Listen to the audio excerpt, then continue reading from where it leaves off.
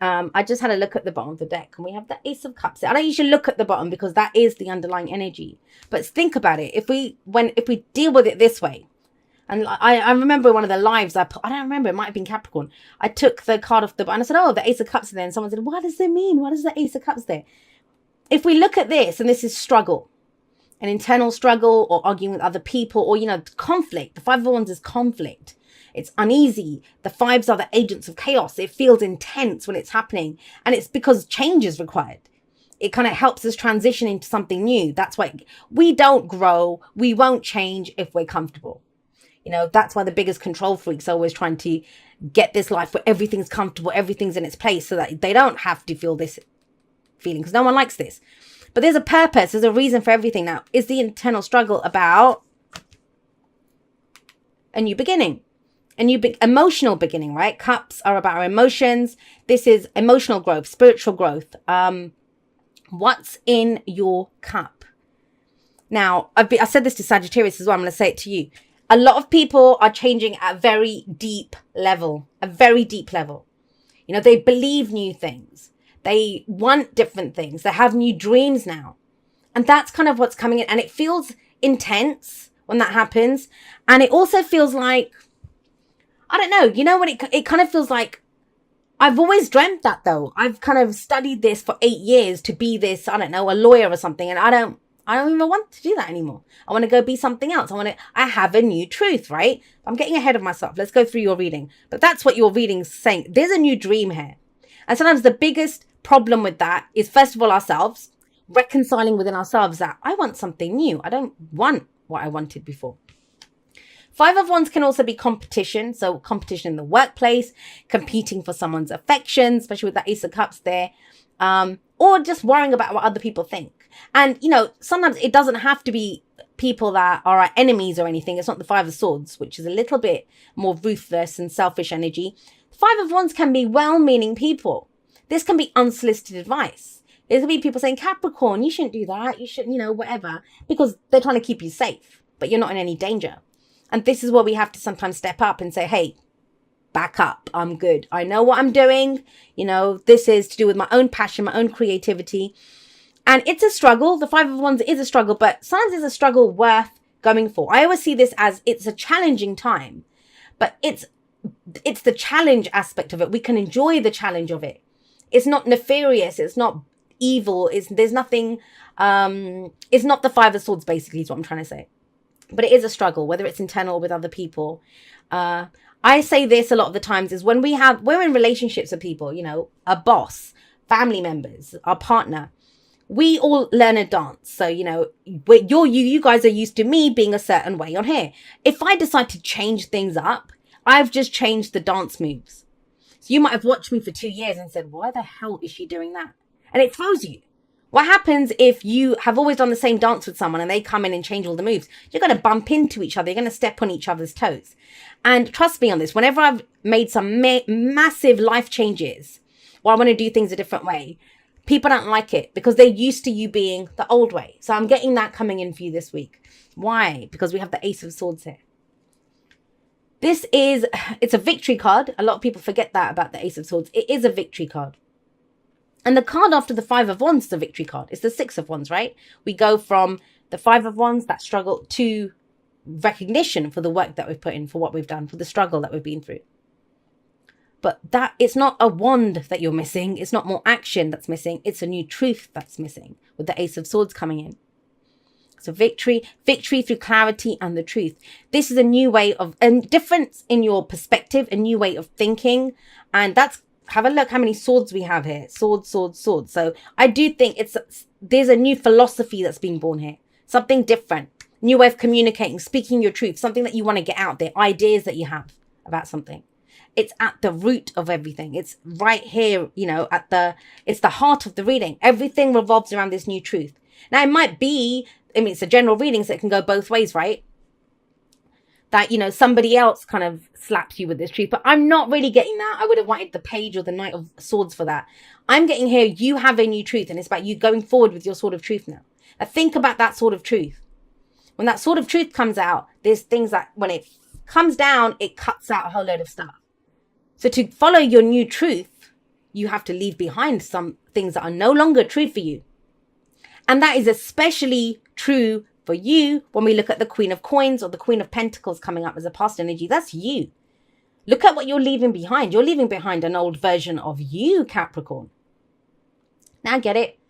The South Node's moved into your sign, and trust me, as an Aquarius sun, I know what a kick in the nuts that South Node energy is. But, I don't see things as good or bad. They just are. They can feel uncomfortable or they can feel comfortable. And we have this kind of coming in. But every time something hits us like that, whether it's the most amazing thing in the world, whether it's the most difficult thing in the world, it's going to change who we are at a core level. And that's what's coming through this week for you. You've been the Queen of Coins, the Queen of Pentacles for a very long time. Very long time. Now, I know it's earth energy. It doesn't always have to, it doesn't, I'd say the signs don't own the cards. They lend their characteristics. So what characteristic of the Queen of Coins or the Queen of Pentacles are we looking at here? The fact that she's reliable, the fact that she's dependable, the fact that she takes care of people that, that she cares about, that she loves. She's very much about that. Takes care of the family, and she makes it look easy. She puts in a lot of hard work. I always think she never gets the credit for it because she makes it look so easy. She has a cute outfit. She always looks immaculate. She's got her job. Her family looks great. And this is whether you have those things or not, but I'm trying to explain her energy. Whether you're masculine, feminine, we all have the divine masculine and feminine within us. But she is that kind of nurturing, caring. I'm going to take care of everyone. I'm going to provide physical security, stability for the people I love and for myself. She's very reliable and she usually doesn't need anyone else. If she sees the value in something, she will make it work. She will make it work. And that's your foundation. You have that at your core. That's who you are. But there is a new layer coming in. There is a new truth coming in. Of course, what happens with that? We have the Queen of Swords here. So Gemini, Libra, Aquarius energy. Again, remember, they don't own the card. They lend their characteristics. What does that mean? It means she's logical. It means she has her own truth. She's authentic. She's great at communicating. Think about when we look at and we have two queens here. When we look at their energies, we look at what are they good at? What is it that they rule or govern? Hers is the beautiful home, the furnishings, the making sure people are cared for, that kind of energy. But the Queen of Swords is more in the truth is the truth is the truth. This is my truth. What's your truth? She's going to get on and go do the work. She's going to communicate. Now, she's gone through a lot of crap. That's the whole thing with the Queen of Swords. She is the queen of, they call her the divorce queen, the heartbreak queen, the widow queen, because she's gone through so much. But she's turned all of that, those difficult experiences, which other people might look at her and think, I don't want to do that. I wouldn't want to go through that. But she's turned it all into knowledge. Everything that you've gone through, all the work that you've put into relationships, work, whatever, jobs, whatever it is with that Queen of Coins coming up, because that's her thing. She rolls up her sleeves and gets stuck in and let's get this done. It's given you knowledge now. It's given you a new perspective. It's given you a new voice, and it's about being heard. I feel like this week is the week to have your voice be heard. Ace of Swords, right? I think you have some very different things to say, and you might shock a few people. Maybe that's this energy, very much so as the underlying energy of the week. But it gives you a competitive edge. If this is for work, or if this is, whatever you've not had success in, I want to put it that way. I don't know why it's coming through like that, but whatever you've not had success in, so your love life, or, your job, or your home, or your family, you're not getting on with people, you've been trying to get that business off the ground, that hobby, that shifts, but it shifts because you shift. You shift from this, what's practical here, to, hang on a second, what do I want? Who am I? Let me speak my truth. Let me get the answers that I want. Very clear cut. She can be seen as very stern sometimes, and she has a bit of a sharp tongue on her, but she won't lie. The truth is the truth is the truth, but she'll accept your truth as well as her own, as long as you bring the truth to her. And there's a lot of this truth and communication coming in.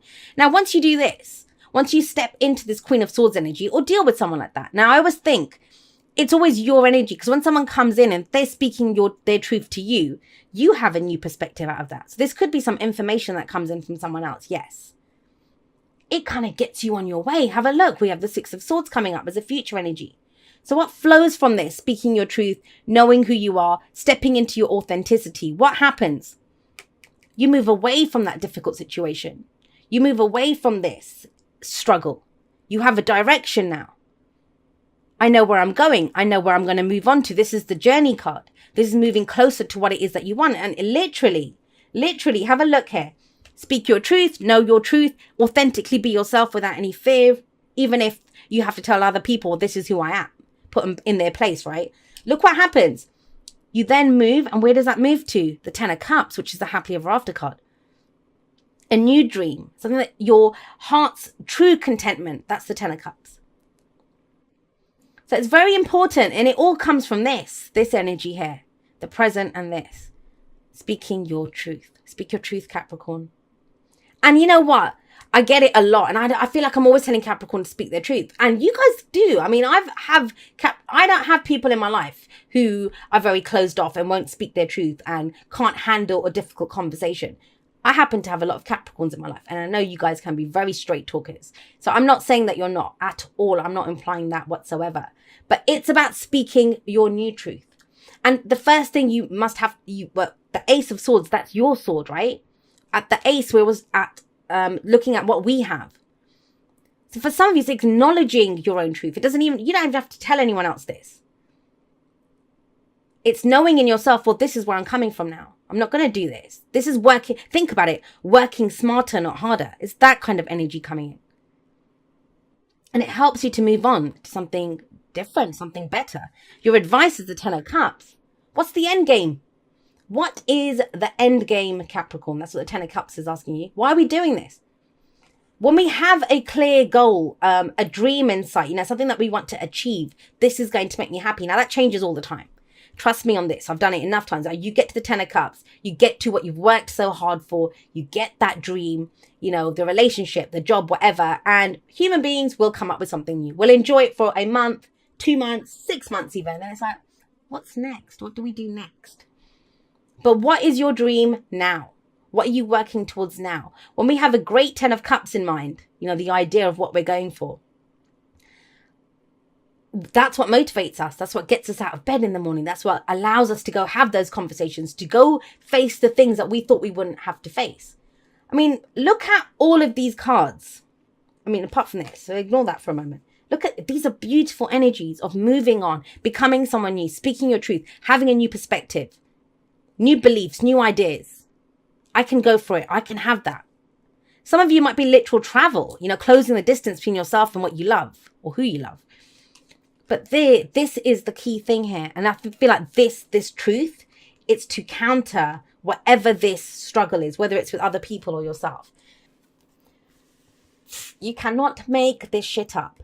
Be authentic to who you are. You are asked to be real and true pertaining to who you are and how you feel.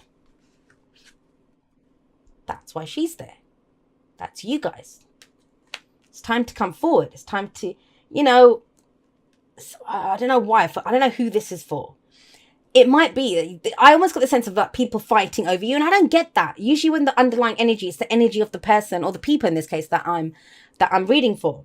But it's almost as if there's a fight going on over you. That no, we want her. No, we want her. Or that's my boyfriend. No, that's my boyfriend. That kind of energy. And it's almost like, cut the crap. This is what I want. This is my truth. Queen of Swords comes in, and it's that kind of energy. Kind of laying this, even if it's not you, I kind of get the sense for some of you, this is going on around you. And it's time for you to come out and just say, look, this is who I am. This is what I want. Very much stepping into your own truth this week. And I love that energy. I love it. The hardest part of being authentic is every single person out there has a different image of us. I mean, every single person who's going to watch this video, they have an idea of who I am. And every one of you is correct. If you think I'm crap, I'm crap. If you think I'm great, I'm great. But for you, it's not a statement on who I am. I know who I am. That's the authentic me. But your opinion of me, it says it's your opinion. It tells me about who you are. It doesn't tell me anything about me because I know who I am, right? And that's what it is. So that's the hardest part of being authentic and speaking your truth, is every single person out there is going to have an opinion on that. But that's their opinion. That's a statement on them. It's not a statement on you. Only you know